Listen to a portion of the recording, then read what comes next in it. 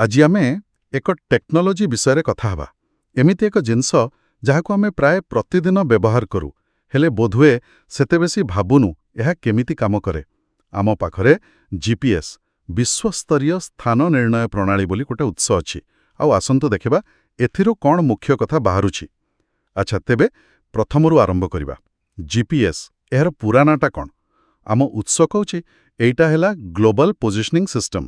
ହଁ, ବିଲକୁଲ global positioning system ମାନେ ଏହା ମୂଳତଃ ଏକ ଉପଗ୍ରହ ନେଟୱର୍କ ସ୍ୟାଟେଲାଇଟ୍ ଆଧାରିତ ଗୋଟେ ସିଷ୍ଟମ। ଆଉ କ'ଣ ଏହାର ମୁଖ୍ୟ କାମ ହେଲା ପୃଥିବୀରେ ଯିଏ ବି ଏହାକୁ ବ୍ୟବହାର କରୁଛି ତାଙ୍କୁ ତାଙ୍କର ସଠିକ୍ ଜାଗା, ଆଉ ଏଇଟା ବହୁତ ଗୁରୁତ୍ୱପୂର୍ଣ୍ଣ, ସଠିକ୍ ସମୟ ବିଷୟରେ ସୂଚନା ଦେବା।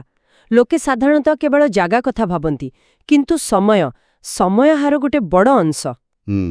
ସମୟ ବିଷୟଟା ବଡ଼ ମଜାଦାର ଲାଗୁଛି। ଆମେ ତ ସାଧାରଣତଃ ଭାବୁ ଏଟା ଖାଲି ମ୍ୟାପ୍ ଦେଖିବା ପାଇଁ ବା ରାସ୍ତା ଖୋଜିବା ପାଇଁ, କିନ୍ତୁ ଏହା କାମ କରେ କେମିତି?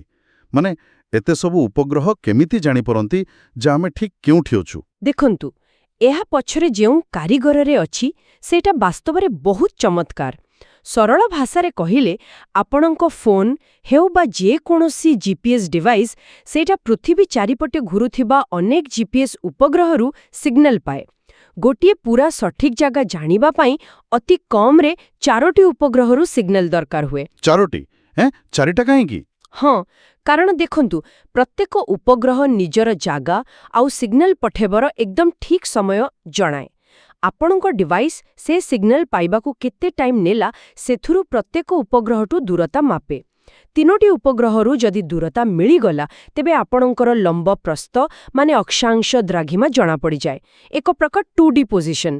କିନ୍ତୁ ଉଚ୍ଚତା ଆଉ ପୂରାପୂରି ସଠିକତା ପାଇଁ ସେଥିପାଇଁ 4ର୍ଥ ଉପଗ୍ରହଟି ଦରକାର। ଏହାକୁ କହନ୍ତି ଟ୍ରାଇଲାଟରେସନ୍। ଟିକେ ଜଟିଳ, କିନ୍ତୁ ଏକ ପ୍ରକାର 3D ଜ୍ୟାମିତି ଭଳି। ବାଃ, ମାନେ ଆମ ପକେଟରେ ଥିବା ଏଇ ଛୋଟ ଡିଭାଇସ୍ ଏତେ ସବୁ ହିସାବ କରୁଛି? ଆଶ୍ଚର୍ଯ୍ୟ! ଏହା ତ ଗଲା ରାସ୍ତା ଦେଖାଇବା କଥା। ହେଲେ ଆପଣ ଯେଉଁ ସମୟ କଥା କହିଲେ, ତାର କ'ଣ ଏତେ ମହତ୍ତ୍ୱ? ମାନେ ଏହି ଟେକ୍ନୋଲୋଜି ଆଉ କୋଉଠି କାମରେ ଲାଗୁଛି? ହଁ, ଏଇଟା ବହୁତ ଭଲ ପ୍ରଶ୍ନ ପଚାରିଲେ। ଜିପିଏସ୍ର ପ୍ରଭାବ ଆମେ ଯେତିକି ଭାବୁ ତାଠୁ ବହୁତ ବେଶୀ। ସେ ଯେଉଁ ଏକଦମ ସଠିକ୍ ସମୟର ସୂଚନା ମିଳେ ନା, ସେଇଟା ଅନେକ ବଡ଼ ବଡ଼ ସିଷ୍ଟମ ପାଇଁ ନିହାତି ଦରକାର। ଯେମିତିକି ଆପଣ ଭାବନ୍ତୁ ବ୍ୟାଙ୍କିଂ ଆଉ ଯେତେ ସବୁ ଅର୍ଥନୈତିକ କାରବାର ହେଉଛି, ଆନ୍ତର୍ଜାତୀୟ ସ୍ତରରେ ଯେଉଁ କୋଟି କୋଟି ଟଙ୍କାର ଲେଣଦେଣ ଚାଲିଛି, ସେ ସବୁକୁ ଗୋଟିଏ ଟାଇମ୍ରେ ରଖିବା ପାଇଁ ମାନେ ସିଙ୍କ୍ରୋନାଇଜ୍ କରିବା ପାଇଁ ଜିପିଏସ୍ ଟାଇମ୍ ହିଁ ବ୍ୟବହାର ହୁଏ। ଆରେ ବାଃ, ଏ କଥା ତ ମୁଁ କେବେ ଭାବିନଥିଲି। ମାନେ ଅନଲାଇନ୍ ଟ୍ରାଞ୍ଜାକ୍ସନ୍ ପଛରେ ବି ଜିପିଏସ୍ ଅଛି? ହଁ, ଆଉ ଖାଲି ସେତିକି ନୁହେଁ। ଆପଣ ଦେଖିବେ ପାୱାର ଗ୍ରିଡ୍ ପରିଚାଳନା, ମାନେ ବିଜୁଳି ବଣ୍ଟନ ବ୍ୟବସ୍ଥା, ଟେଲିକମ୍ ନେଟୱାର୍କ, ଏମିତିକି ଆଜିକାଲି ଚାଷ କାମରେ ବି ଏହାର ବହୁତ ବ୍ୟବହାର ହେଉଛି। ଚାଷ କାମରେ? ସେଟା କେମିତି? ହଁ, ଚାଷୀମାନେ ଜିପିଏସ୍ ସାହାଯ୍ୟରେ ସେମାନଙ୍କ ଜମିର କୋଉ ଅଂଶରେ କେତେ ସାର ଦରକାର ବା କେତେ ପାଣି ଦରକାର ତାହା ଏକଦମ ଠିକ୍ ଭାବେ ଜାଣିପାରୁଛନ୍ତି। ଏହାକୁ କୁହାଯାଉଛି ପ୍ରିସିଜନ୍ ଏଗ୍ରିକଲଚର। ଆଉ ଧରନ୍ତୁ ଜରୁରୀକାଳୀନ ସେବା, ମାନେ ଆମ୍ବୁଲାନ୍ସ ହେଉ କି ପୁଲିସ, ବିମାନ ଚଳାଚଳ, ଜାହାଜ ଚଳାଚଳ, ସବୁଥିରେ ଏହାର ଭୂମିକା ବହୁତ ବେଶୀ।